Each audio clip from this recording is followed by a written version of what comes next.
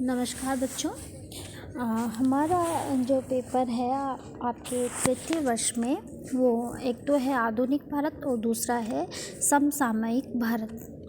तो इस जो समसामयिक भारत है, इस जो पेपर में है, मैंने आपको बहुत कुछ पढ़ा दिया है इसमें, और इसका बहुत कुछ कोर्स कंप्लीट हो गया है। इसमें से जो मेन टॉपिक्स है उनको मैं फिर बता दूं।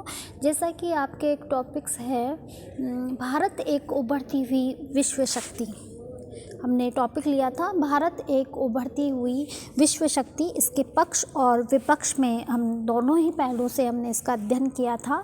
तो बच्चों, आपको एक काम है कि जो ये टॉपिक है भारत एक उभरती हुई विश्व शक्ति, इसको आप वर्तमान समय जो है उसको करंट से आप जोड़ के इसको और अच्छे लिख सकते हो कि जैसे भारत एक उभरती हुई विश्व शक्ति, यहाँ पर क्या क्या तकनीकी है, किस क्षेत्र में हमने प्रगति की है, या संचार में की है, या विज्ञान में की है, या दूसरा पहलू ये आता है कि हम भारत को बढ़ती हुई विश्व शक्ति नहीं मानते, तो इसके समक्ष क्या क्या चुनौतियां हैं। जैसे अशिक्षा थी, बेरोजगारी थी, जनसंख्या वृद्धि थी।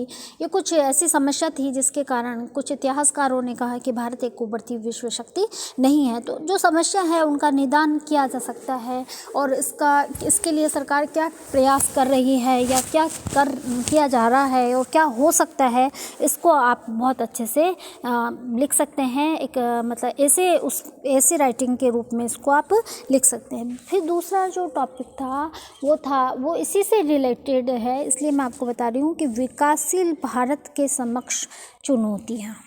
ये टॉपिक था विकासशील भारत के समक्ष चुनौतियाँ। तो मैंने आपको पहले भी पढ़ाया कि भारत विकसित देशों की राष्ट्र की श्रेणी में नहीं आता और विकासशील यानी विकास की ओर अग्रसर की श्रेणी में आता है।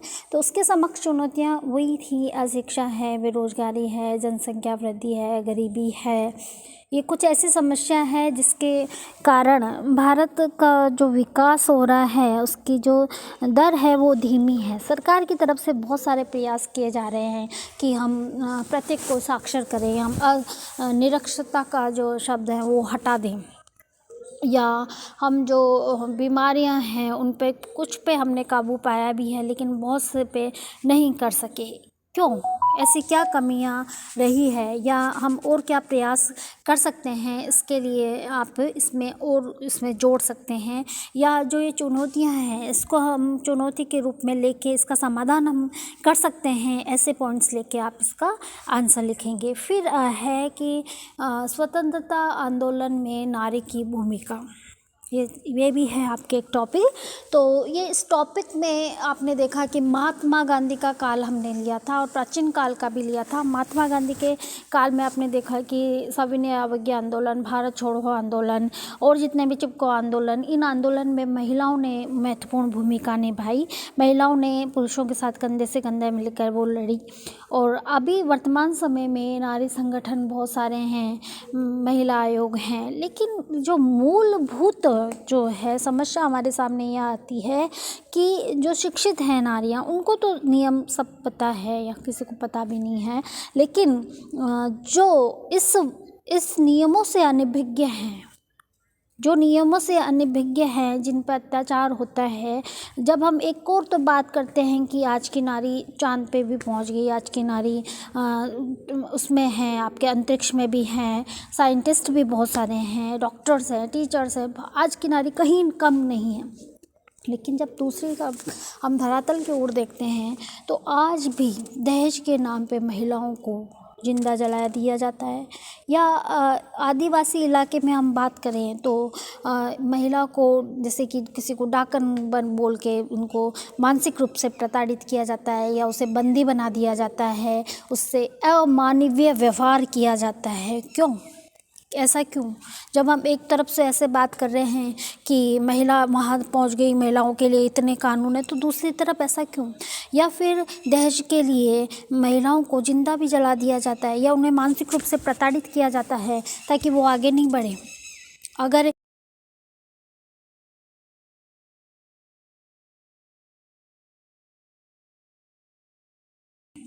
क्यों हमारी मानसिकता चेंज नहीं हुई? हम लड़कियों को उस रूप इसमें आज भी क्यों नहीं देख रहे? क्यों हम ऐसे कामना करते हैं कि नहीं, एक लड़का ही वंश आगे बढ़ा सकता है? तो ये ऐसी कुछ मूलभूत जो वैचारिक जो समस्या है, जो विचारों में अंतर है, उसके बारे में आप इसमें लिख सकते हैं। और स्वतंत्रता आंदोलन में नारी की भूमिका को लेकर वर्तमान समय में जो स्थिति है, उसके पहलू को लेकर पक्ष और विपक्ष में लिख के आप इसके निष्कर्ष तक पहुंच सकते हैं। और उसके बाद जो है एक टॉपिक आपके ये था कि अस्पृश्यता का टॉपिक था, वो समस्याओं में था कि प्राचीन काल में छुआछूत जो विद्यमान था और वर्तमान समय में इस पे नियम भी बनाए गए। स्वतंत्रता आंदोलन के कारण भी नियम बने और उसमें ये नियम बनाए भाई कोई भी सब समान दृष्टि से हैं, किसी के साथ कोई असमानता का व्यवहार नहीं करेगा। लेकिन वर्तमान समय में भी हम जहाँ एक और हाई टेक्नोलॉजी की बात करते हैं और हम ये कहते हैं कि हम संपूर्ण रूप से संपन्न हैं और हम किसी के साथ भेदभाव नहीं, फिर भी कई जगह ऐसा होता है कि उनके साथ अमानवीय या असमानता का व्यवहार किया जाता है। तो क्यों ऐसे नियम क्यों नहीं बनाए जाते, या ऐसे करने वालों को क्यों कड़ी सज़ा क्यों नहीं दी जाती? ये ऐसे कुछ पहलू हैं जिन पे आपको विचार करना है, जिनसे आपको खोज के लिखना है कि इस तरीके से हम किस प्रकार से इन समस्याओं पर विजय प्राप्त कर सकें। फिर है इसी क्रम में जो आगे था आपके समसामयिक भारत में, वो ये था कि राजनीतिक दलों का एक चैप्टर है आपके कि सरकार की भूमिका में राजनीतिक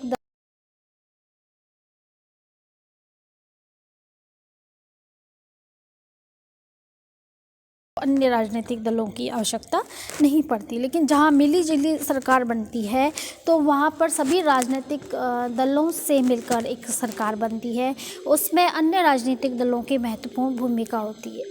एक सिंपल सा उदाहरण दूँ आपको कि आप लोअर उसमें उठाइए कि नीचे के उससे उठाते हैं हम कि गांव में होती है ग्राम पंचायत होती है। ग्राम पंचायत में जो सरपंच का जो निर्वाचन होता है वो जनता के द्वारा ही होता है, ठीक है। जिसको जो 18 साल की उम्र का है वो मत दे देता है, सरपंच बना भी दे। सरपंच जब बनता है, जब वो पद की गोपनीयता की शपथ लेता है तो वो ये लेता है कि भाई मैं गांव का विकास करूंगा, देश का विकास करूंगा, निष्पक्ष रहूंगा, दलगत राजनीति से ऊपर उठूंगा, फलाना ये सब कुछ। लेकिन वास्तव में क्या होता है, क्यों इसके खिलाफ क्यों नहीं आवाज़ उठाई जाती?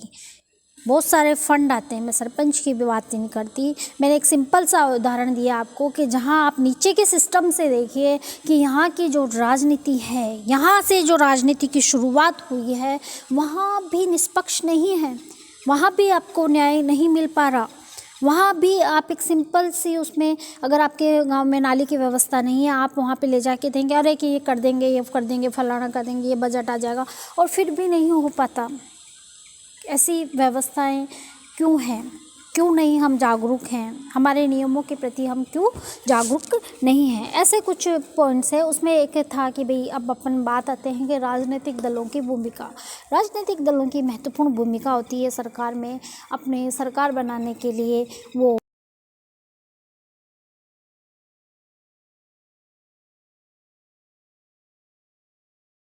हमारी ये मांग पूरी करोगे तभी हम आपके उसमें आएंगे, तभी हम आपके दल में आएंगे। जब बात शुरुआती शर्तों पे हो जाती है तो फिर विकास कहाँ?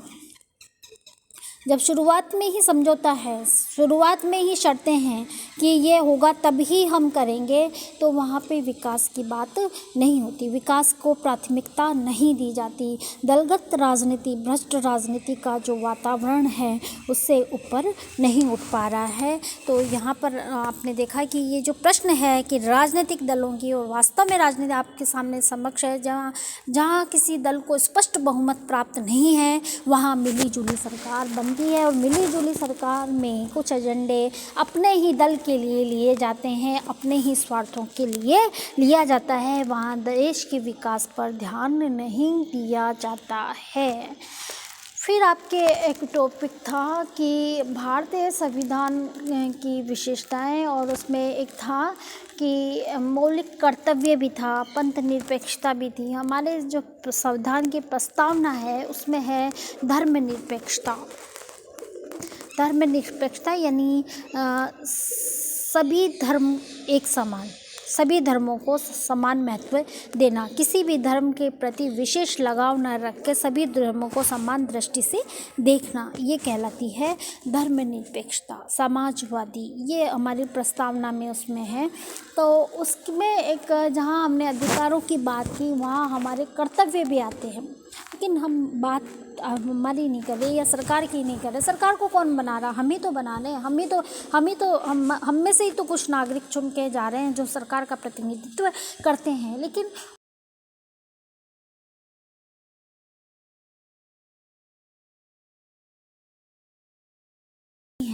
तो मैं इसलिए आपको ये जो टॉपिक्स हैं वो ये दे रही हूँ कि आप इन टॉपिक्स पे करंट से लिख सकते हैं, जैसे कि संविधान निर्माण में राजनीतिक दलों की भूमिका, भारतीय स्वतंत्रता के पश्चात भारतीय नारी, स्वतंत्रता के बाद, स्वतंत्रता से पहले और स्वतंत्रता के बाद की स्थिति में जो नारी में परिवर्तन आया है उसको आप करंट से लिख सकते हैं। पहले हमारे यहाँ प्रथा प्रथा नहीं थी। आपने देखा प्राचीन काल में लोभ मुद्रा और जो विदुषी है, ये घोषा, ये जो विदेशु यानी बहुत ज़्यादा पढ़ी लिखी नारियाँ, उनको कहा गया है गार्गी है, जिन्हें बहुत ज्ञान प्राप्त था। प्रथा प्रथा नहीं थी उस समय। जब मुग़ल आए तो हमारी अन्न को बचाने के लिए प्रथा प्रथा हमने मुस्लिम से ग्रहण की। उसके बाद प्रथा प्रथा वर्तमान समय में भी प्रचलित हैं, और वर्तमान समय में भी कहीं ना कहीं स्त्रियों को पर्दे में रखा जाता है, जो कि गलत है। आज हम इतने विकसित, इतने स्वतंत्र है और अक्सर है, नारी की महत्वपूर्ण भूमिका है, फिर भी कहीं ना कहीं वो पर्दे की ओड़ में है, जो कि गलत है। तो आप इसको करंट अफेयर से लिख सकते हो। धन्यवाद।